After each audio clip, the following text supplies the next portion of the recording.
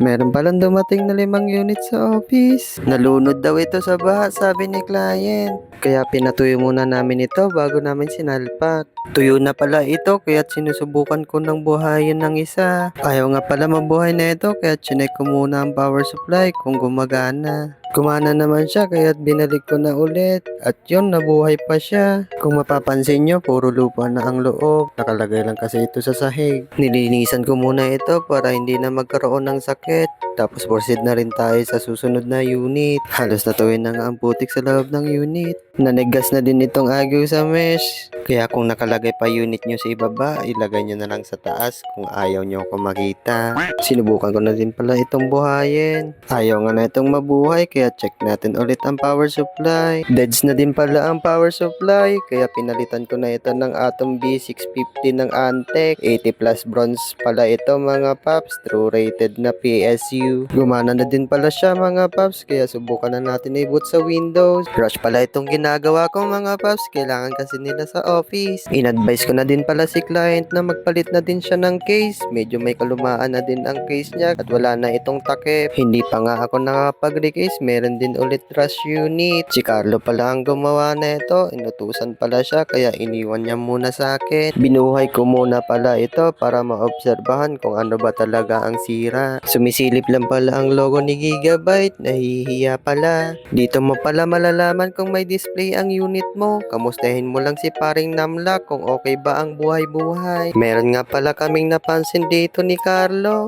Napapagod na pala si paring GPU. Na-stress na pala ang fan niya kakaikot. Hinilot ko na lang pala si paring GPU para gumaan din ang buhay-buhay. Buti na lang na-satisfied siya at gumana na rin ulit siya. Balik na tayo ulit sa recase. Napalitan ko na pala ito ng case.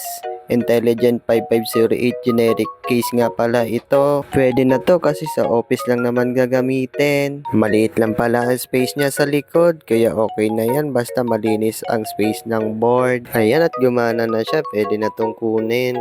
Proceed na tayo sa next unit. Isali ko daw si Carlos sa video para ma-feature naman daw siya sa video ko. Wala naman naging problema ito kaya nilinisan ko na lang para hindi na magkaroon ng problema. Gumagana din pala ito kaso ayaw mag-boot. Nilinisan ko na lang pala muna ito para habang ginagawa ko malinis siya. Pinalitan ko na pala ito ng thermal paste. Sa itsura kasi nito parang hindi pa napapalitan ng thermal paste. Nung natanggal ko na nga ay tuyo na nga ang thermal paste. Hindi na pala nadedetect ang OS neto. Nabasa din kasi ng baha ang SSD niya. Pero working naman kaya in-advise ko na si client bago ko gawin. Pahinga nga muna ako saglit at nakipagkulitan kay Carlo. Na-installan ko na pala ng OS ang PC ni client. Habang ini-installan ko nga ng drivers ay kinukuusap ko naman tong Oishi kung okay lang ba ang buhay-buhay. Sabi nga ni Ninong Carlo ay magkape ka muna para pantanggal antok.